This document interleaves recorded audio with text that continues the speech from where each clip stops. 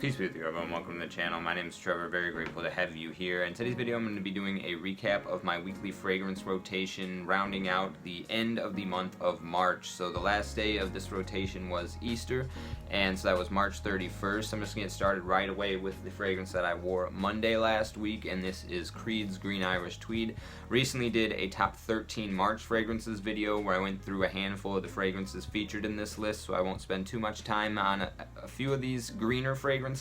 But this one was probably my most, I want to say, harmonized wearing experience. It just matched perfectly with the weather that we had that day. It was high 60s, almost 70 degrees, but a little bit gray and overcast. The grass was incredibly green and giving off this sense of chlorophyll style scent profile in the air around me, and this one just matched perfectly with that, especially the sort of violet leaf that was giving it an ozonic feel amidst that misty kind of scenery that I was enveloped in that day for work. So that was Creed's Green Irish Tweed for Monday. Tuesday was my least harmonized wearing experience, I want to say. This was Mousse Illuminee from Rouge Perfumery. While one of my favorite green fragrances overall, it was in discordance with the weather that I had. I feel like this is a really great fragrance for a sunny day, but it was really dark, overcast, cloudy, and a little bit more rainy than foggy as was Monday. So it was a really good time in terms of scent profile, but I felt that it was just a mismatch in terms of the environment that I had that day. Nonetheless, I highly recommend this fragrance. Again, I featured it in my top 13 March fragrances with a little bit more of a breakdown, but this was my scent of the day for Tuesday. Wednesday was one of the fragrances that was not featured in my top March list. This is something that I'm still getting to know. It's somewhat newer to the collection, but I feel it's going to be great for the April showers types environments that are descending upon me where I'm at here now in the Midwest.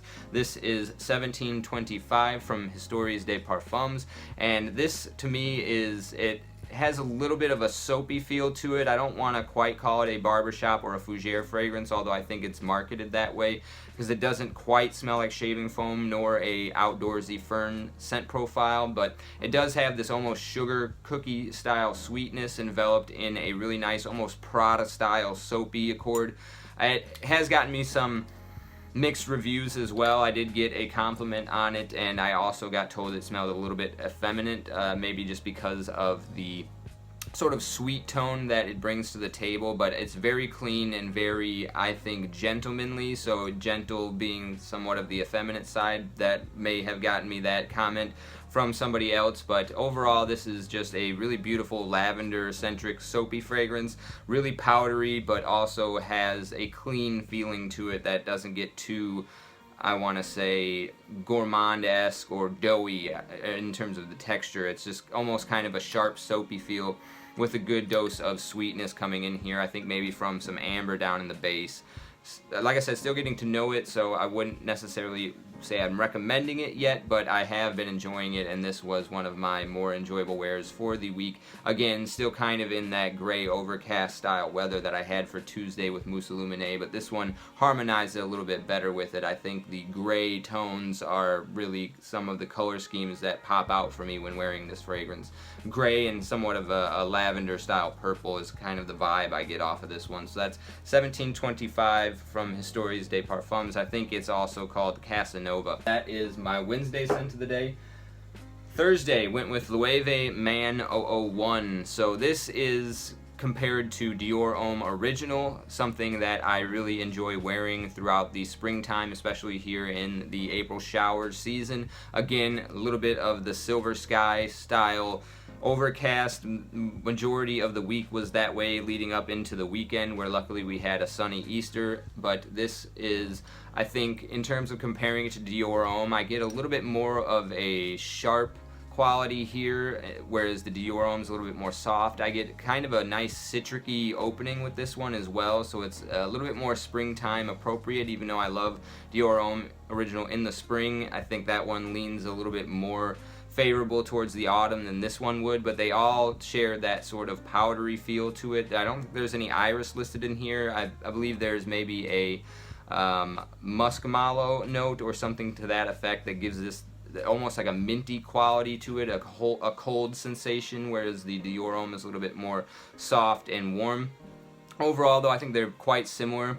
And this one does have that very nice, gentlemanly, soft-spoken style, but firm presence to it, I want to say. This one, even though it is somewhat newer to the collection, I do recommend this one as a great alternative if you can't find Dior Homme Original, and you can usually find this for under $100 or right around that price point, so worth checking out for the springtime. This is Loewe 001 for my scent of the day, Thursday. Moving into Friday. Friday is when I like to wear niche fragrances, and again, one that I mentioned in my top 13 March fragrances videos. This is Fougere Emeraude, one of the fragrances that I just get the most enjoyment out of the wearing experience every time I wear it. I believe Friday also had a little bit of that gray overcast when the day started, but as it was progressing, the clouds parted and I did get to enjoy a little bit of sunshine.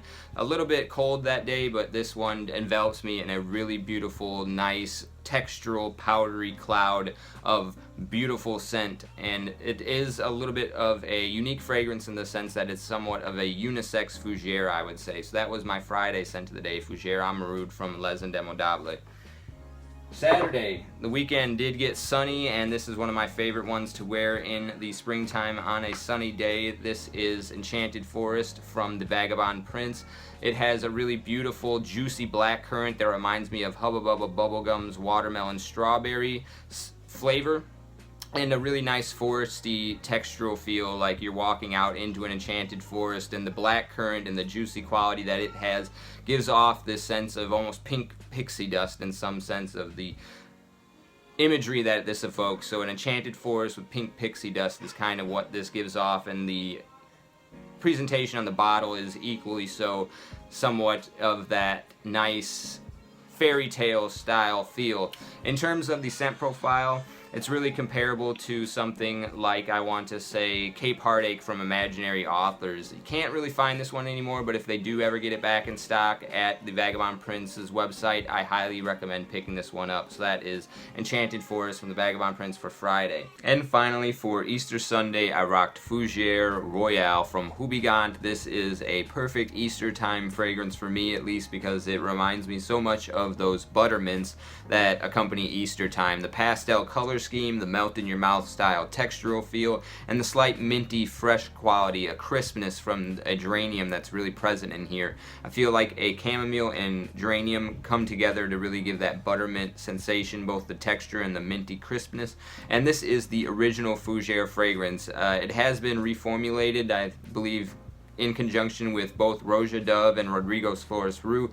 They came together to recreate this original fern fragrance. And while I don't think it has as much of a outdoorsy green type sensation that a lot of the other Fougeres nowadays have, it reminds me of maybe perhaps the scent that a fern would be giving off in the forest air. Like I said, there's a crispness here because of the geranium and a very airy quality as well. Very easy to wear, breezy style fragrance, I want to say. And I could see it being articulating the type of scent profile that you would get walking through the forest, and the sort of scents that the ferns would be giving off. Maybe not up close or the plant type material, but just a very nice, crisp, aromatic sensation going on here. Even the sort of woven pattern here reminds me a little bit of an Easter basket. So this, I think, was one of my also harmonious wears for the occasion. And just like with the Enchanted Forest, we were lucky enough to get a really nice, picturesque, cloudy blue sky.